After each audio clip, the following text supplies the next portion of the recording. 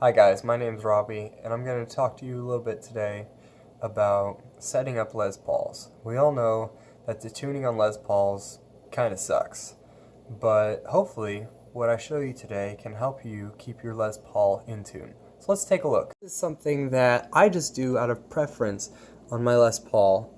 It doesn't really affect the tuning so much, but it does help your sustain of the guitar.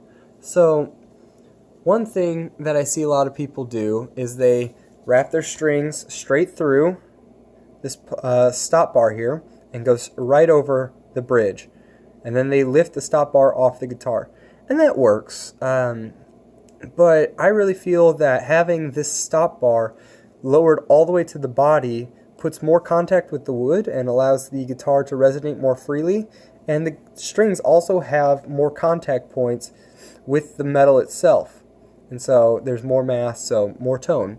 So make sure that when you have your Les Paul, try it out, see if it works well with your guitar, but try top winding your strings. You might be surprised with the effects. So when looking at a Gibson, we can find immediately the reason why it doesn't stay in tune. The reason why it doesn't stay in tune is the design of the headstock here. The strings come off the nut at a very sharp angle and slope downwards very sharply, which creates a lot of friction that makes your guitar fall out of tune, because as the string passes over the nut, the friction binds it and it gets stuck and then drops out of tune. Okay, and so the worst two strings are these two strings here. Alright, so there's a couple things we can do to alleviate this tension and friction over the nut. So the first one is when we take a look at the way we string up a guitar. So as you can see here, I have my strings, they're strung all the way up to the top of the tuning pegs.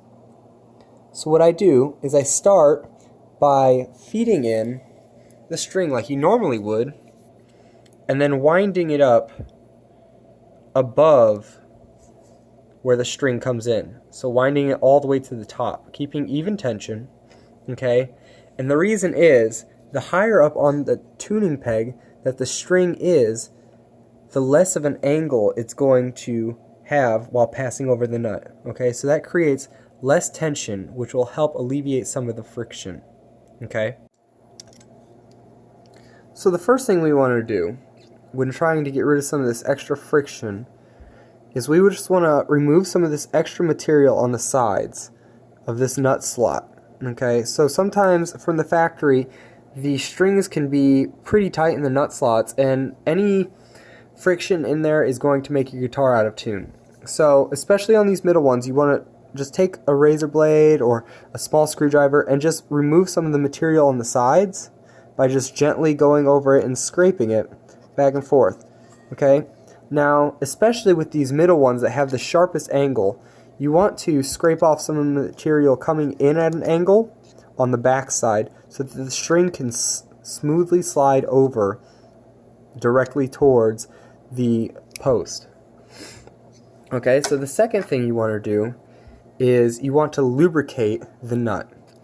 Alright, so we take a pencil here and you just want to put some inside of that nut, and when you get that graphite in there, which is a natural lubricant, the string will pass over very nicely and you won't have any binding at the nut.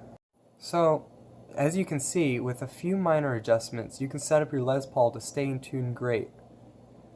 With my Les Paul, I set it up like this, and I've played multiple hour-long sets at church where I'm playing all sorts of stuff, whether it's power chords, full-on strumming, or leads with lots of bends and stuff like that. And my guitar stayed in great. I've never even had to retune during the middle of the set. So if you set up your Les Paul or your Gibson the right way, then you should have no trouble staying in tune.